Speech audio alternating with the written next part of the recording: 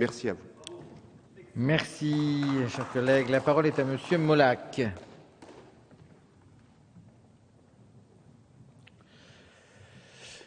Merci, Monsieur le Président. Alors, en préliminaire, je voudrais juste dire que les cafouillages sur les chiffres du chômage sont dus à un opérateur de téléphonie privée qui n'a pas rappelé les inscrits à Pôle emploi au mois d'août. Comme quoi, les délégations au secteur privé ne sont pas forcément la panacée pour que le service soit bien rendu.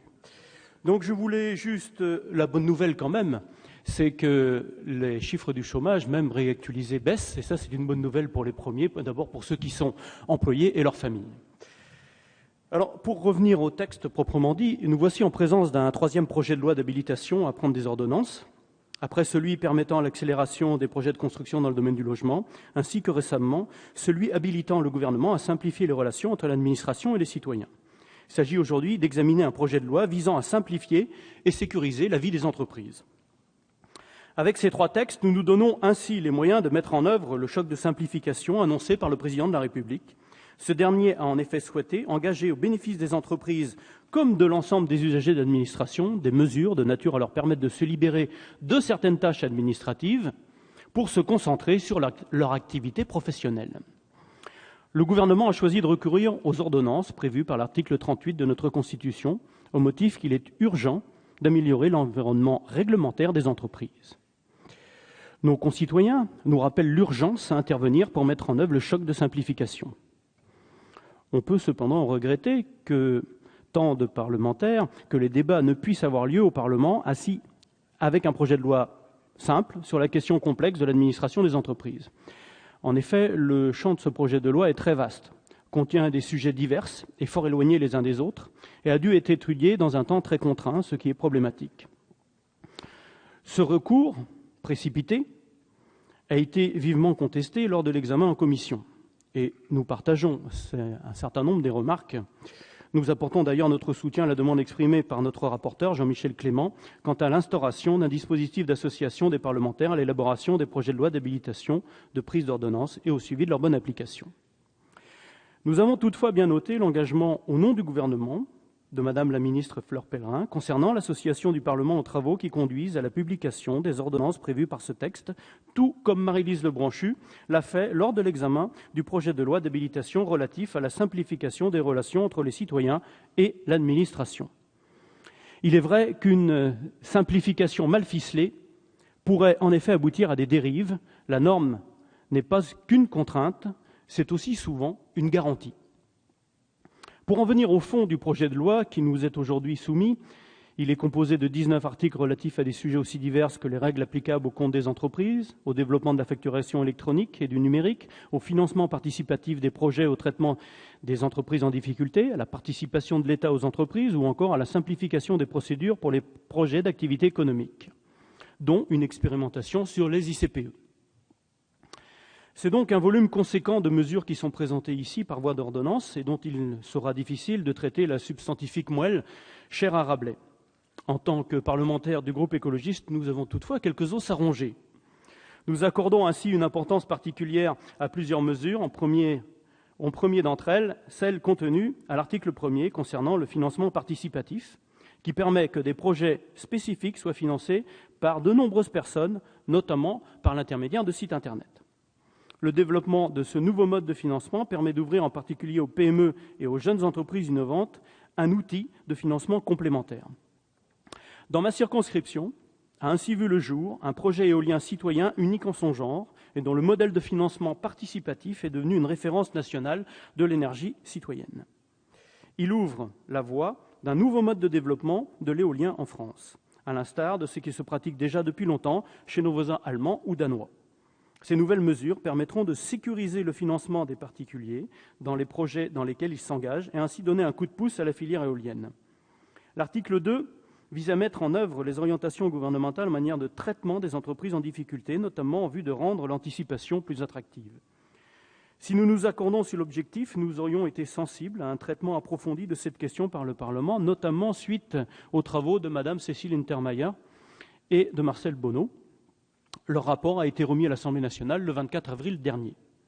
À l'article 3, Notons la volonté de simplification de la réglementation applicable aux conventions réglementées entre une société et certains des actionnaires ou entre des sociétés et des dirigeants communs. Nous défendons toutefois, avec ma collègue Bonneton, un amendement sur le sujet.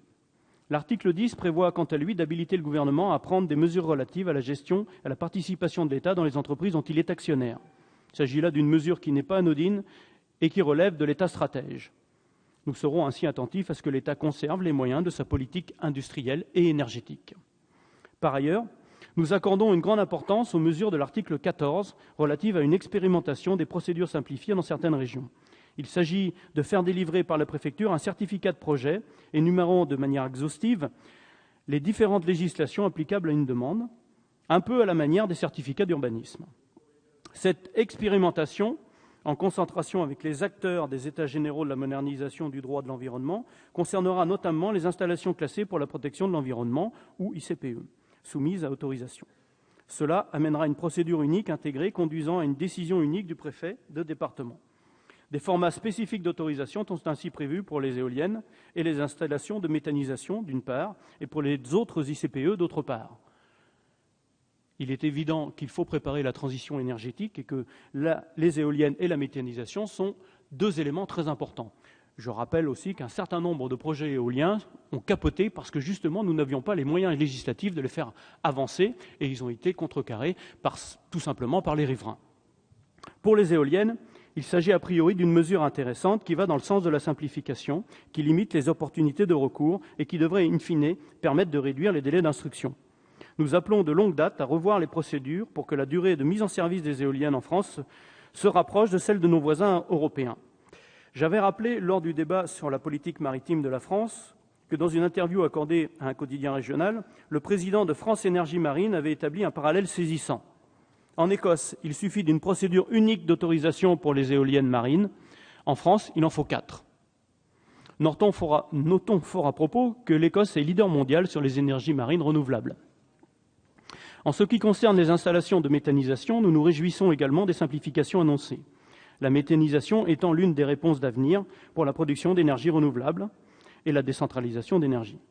Cela vient renforcer de manière opportune le plan de Stéphane Le Foll qui prévoit la multiplication des projets de méthanisation. Le certificat de projet devrait toutefois conserver la possibilité d'être contesté. Il ne semble pas envisageable d'autoriser sans contestation ultérieure possible des projets susceptibles de porter atteinte à la santé publique ou à l'intérêt général, pour lequel on n'aurait pas eu connaissance des dommages possibles au moment de l'autorisation. L'expérimentation permettra de voir si ces écueils sont évités. Enfin, l'article 16 vise à reporter du 1er janvier 2012 au 1er janvier 2015 l'obligation de mettre en place une signalétique commune sur les produits recyclables. Ce report est regrettable, mais rendu nécessaire par la non-publication du décret d'application sur la précédente législature, alors qu'il s'agissait d'une mesure prise suite au Grenelle de l'environnement. Voir certains aujourd'hui à droite vouloir remettre en cause une telle obligation est somme toute un peu cocasse et fait montre d'une certaine difficulté à prendre conscience des retards de notre pays dans ce domaine.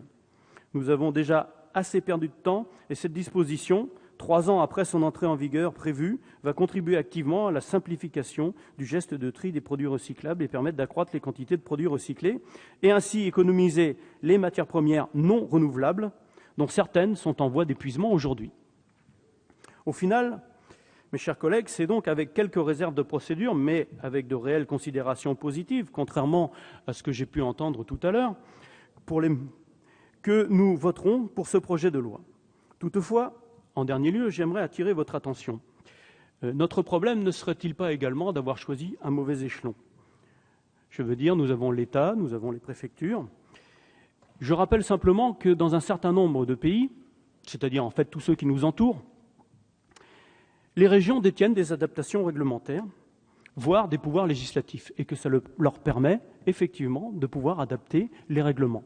Ce que nous n'avons pas en France, et forcément, nous avons une certaine complexité, puisque c'est à l'État de tout faire par l'intermédiaire des préfets. Donc, il me semble que dans le prochain projet de loi sur la régionalisation, c'est un élément qui devrait être pris en compte. Voilà, je vous remercie.